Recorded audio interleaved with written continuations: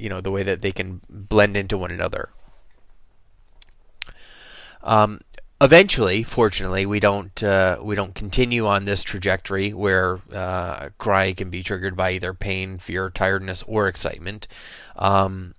Fortunately, we develop the ability to regulate our emotion, and emotional regulation, of course, is dependent upon brain maturation, and in particular, a part of the brain called the anterior cingulate gyrus.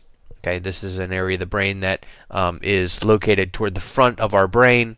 Okay, anterior means toward the front, and the development of this area seems to be associated with our ability to regulate our emotions. Particular people begin to arouse specific emotions at this point. So toddlers get angry when a teasing older sibling approaches them, or they could react with fear when entering a doctor's office because they've learned to make these associations between doctor's office and maybe pain if they're getting shots or something like that, or older brother hitting me. So, when older brother approaches me, I then start to show a particular emotion toward them. And this is indicative of learning as well. Okay, learning to associate certain experiences with certain stimuli or persons or places.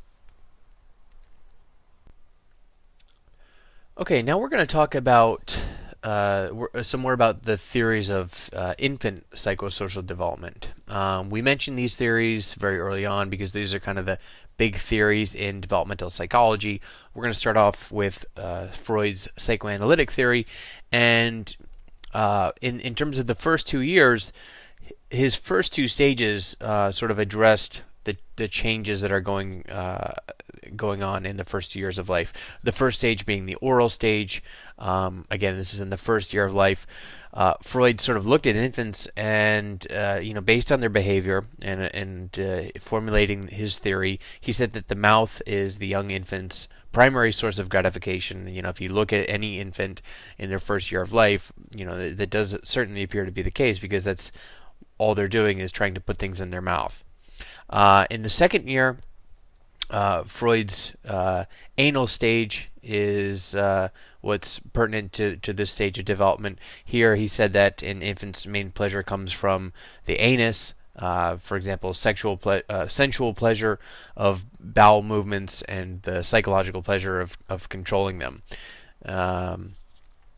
He also said that there could be potential conflicts at this point in time, that a person could get fixated or stuck in one of these stages of development, meaning that the conflicts that are going on in these different stages don't resolve themselves. The conflicts being the conflict between sort of the id and the superego, the unconscious parts of the mind, according to Freud. So in oral fixation, you've got if a mother frustrates her infant's urge to suck, the child may become an adult who's stuck again or fixated at the oral stage. And he would say that people who eat, drink, chew, bite, or talk excessively are individuals who are stuck in the oral stage of psychosexual development. An anal personality, on the other hand, comes from an overly strict or premature toilet training strategy that may result in an adult with an unusually strong need for control, regularity, and cleanliness. Okay, our next theory, Erikson's psychosocial development theory. His first two stages here are trust versus mistrust, in which an infant learns basic trust if the world is a secured place where basic needs are being met, basic needs usually being met by the parent, which is typically, how Erikson saw this stages unfolding is based upon the reliability to a large extent of a mother or a parent. The second stage, autonomy versus shame and doubt. Here, toddlers either succeed or fail in gaining a sense of self-rule over their actions and their bodies. So, autonomy refers to functioning under one's own control, and so here, toddlers are trying to gain control over their own actions. Infants, I meant to say, not toddlers. Early problems can create an adult, early problems in these two stages here, who is suspicious and pessimistic, or mistrusting here, or one who is easily shamed. That is, someone who has insufficient autonomy.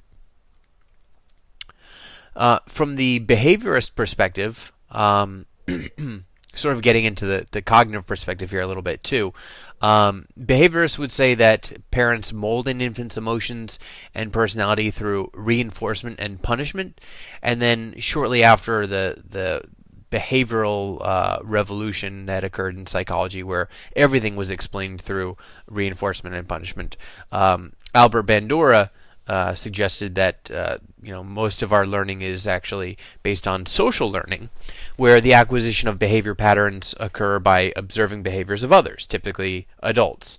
And he demonstrated this in the classic Bobo doll study, where you can see here there's an adult modeling aggressive behavior, and then children who are given an opportunity to play in the same room with the same sorts of toys. You can see here this kid is hitting the Bobo doll with a hammer. Here, this girl is about to smash the Bobo doll on the head with a hammer. Both things that were directly observed by the adult. In terms of cognitive theory, so this is kind of getting along the lines of Piaget's theory of development. According to cognitive theory, infants develop a working model. Really, you can think of this as like a schema. This is a set of assumptions that the individual uses to organize perceptions and experiences. Okay, so a person might assume that other people are trustworthy and be surprised by evidence that this working model of human behavior is erroneous. We might suspect that certain people are trustworthy, certain people that we know, and then when they do something to cause us to mistrust them, we have to change that working model of this person as being a trustworthy individual. So here, the child's interpretation of early experiences is more important than the experiences themselves. Okay, that's sort of a very cognitive way of thinking about things, that it's not the experiences that we have that are the main determinants of how we respond, but rather our interpretation of those experiences. I typically like to give the example of students who receive the same grade on an exam. One, let's say it's an 85, one is very happy with that grade, one is very much unhappy with that grade. It's the same grade, but it's the interpretation of what that grade means that really determines how an individual responds. And new working models can be developed based on new experiences or a reinterpretation of previous experiences. We also talked about systems theory. This is an epigenetic approach to development using all 5 characteristics of the lifespan perspective that I've mentioned before, that it's multi-directional, multi-contextual, multicultural, multidisciplinary, and plastic or malleable. So systems theory is especially insightful when interpreting temperament. So temperament, we can think of temperament as being almost kind of like the equivalent of personality in infancy. That infants don't really have a personality per se, but they do have particular patterns that are somewhat consistent over time. And that's kind of what we think of about what personality is. It's a pattern of consistency in behavior across times and situations.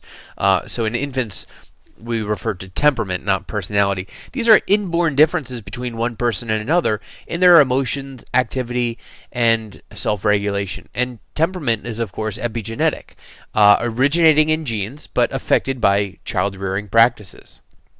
One of the most famous study looking at temperament was the New York longitudinal study. So a longitudinal study is, again, one in which you track people over time. Okay, you study the changes that take place in individuals by measuring them at multiple points in time. And the researchers found 4 categories of temperament. They found some infants were classified as easy, about 40%. About 10% were difficult. About 15% were slow to warm up. And about 35% were hard to classify. And in addition, they found that temperament often changes in the early weeks, but is increasingly stable by age 3.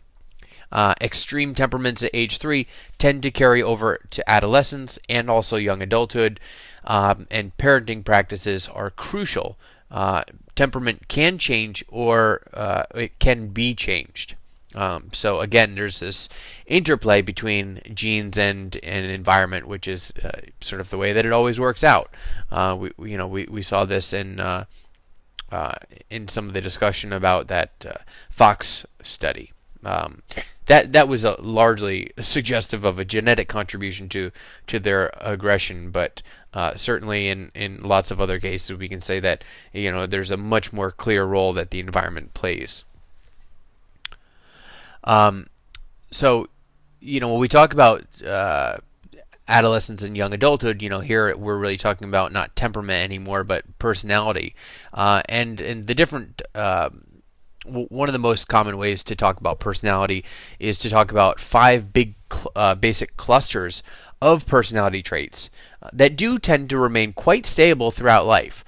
They're found in many cultures and among people of all ages. So you can remember the big 5 traits of personality using the acronym OCEAN, where O stands for openness. That's openness to experience.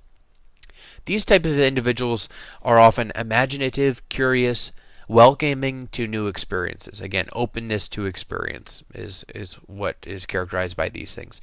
Number 2, conscientiousness. These individuals are often organized, deliberate, and conforming. Extroversion, I actually mentioned this one earlier. These individuals tend to be outgoing, assertive, and active. The opposite of extroversion would be introversion.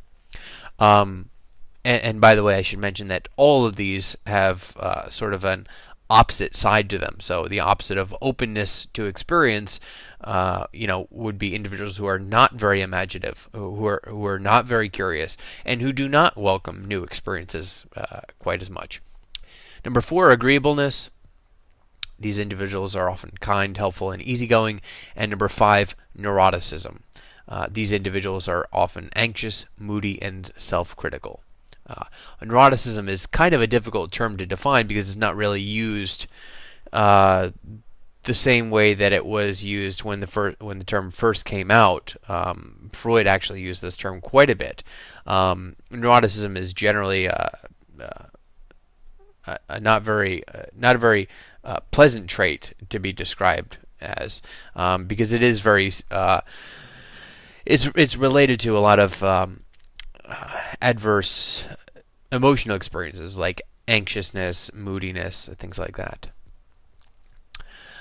So the longitudinal studies of infant temperament have found that when you group 4 months old into 3 distinct types based on responses to fearful stimulation, you find that some are positive, also referred to as exuberant, some are negative, and some are inhibited or fearful.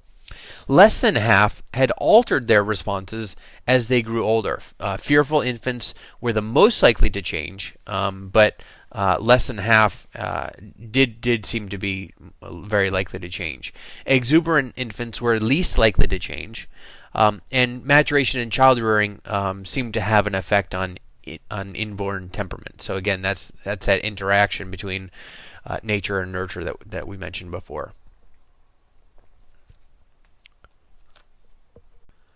So here we can see in these 2 pie charts, we've got the inhibited or fearful infants at 4 months.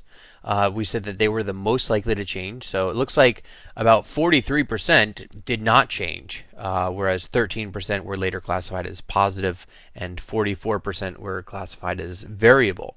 We said that the positive or exuberant infants at 4 months were the least likely to change. So you can see here 80% who were positive at 4 months were also classified as positive at 9, 14, 24, and 48 months, whereas only 5% had subsequently become classified as fearful, and 15% had been classified as variable. Part of this the environmental component that we see between that seems to impact temperament has to do with synchrony. This is synchrony refers to the coordinated, rapid, and smooth exchange of responses between a caregiver and an infant. It develops in the first few months. And it becomes more frequent and more elaborate. It helps infants learn to read other people's emotions and develop the skills of social interaction. And it usually begins with parents imitating infants, not so much infants imitating parents as you might have suspected. And you can tell that this is